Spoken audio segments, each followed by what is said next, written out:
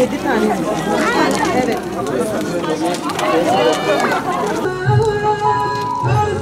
Selamünaleyküm.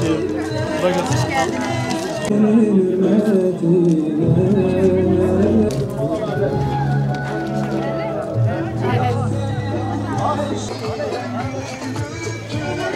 İçiniz var.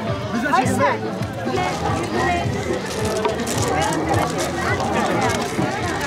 Euzubillahimineşşeytanirracim. Bismillahirrahmanirrahim. Elhamdülillahi Rabbil alemin. Vessalatu vesselamu ala Resulina Muhammedin ve ala alihi ve sahbihi ecma'in. Bu kermesi düzenlememizin gayesi 7 Ekim'den beri Siyonist Yahudilerin zulmü altında inim inim inleyen Müslüman din kardeşlerimize, onların bir nebze olsun yaralarına merhem olmak amacıyla.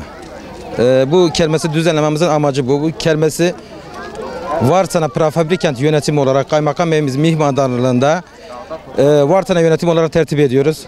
Katılım sağlayan, destek olup da olamayan bütün vatandaşlarımızdan Allah peygamber razı olsun. Çok teşekkür ediyoruz. Allah onlardan razı olsun inşallah. Hocam depremzede bölgesinde olmamıza rağmen elimizden gelen faydaları yapmaya çalıştık. Sonuçta bize de yetişen insanlar da oldu. Biz mağduriyetin ne olduğunu bildiğimiz için her türlü ellerinden tutmaya çalışıyoruz. Hocam bu yaptığımız Filistin için yaptığımız bu destek seçim için kabul edilmesin. Hiçbir şekilde biz destek amaçlı yapıyoruz bunları. Filistin seçime kurban edilmesin hiçbir şekilde. Şimdi burada vatandaşlarımız güzel bir şey yapmıştır. Bir kermes düzenlemişler. Biz de bu kermese bir katkımız olsun diye burada bulunuyoruz. Filistin'deki kardeşlerimiz için destek olacağız. Şimdi önümüzde bir seçim var. Bu Gazze halkı için Gazze unutulmasın. Onlara yardımcı olalım.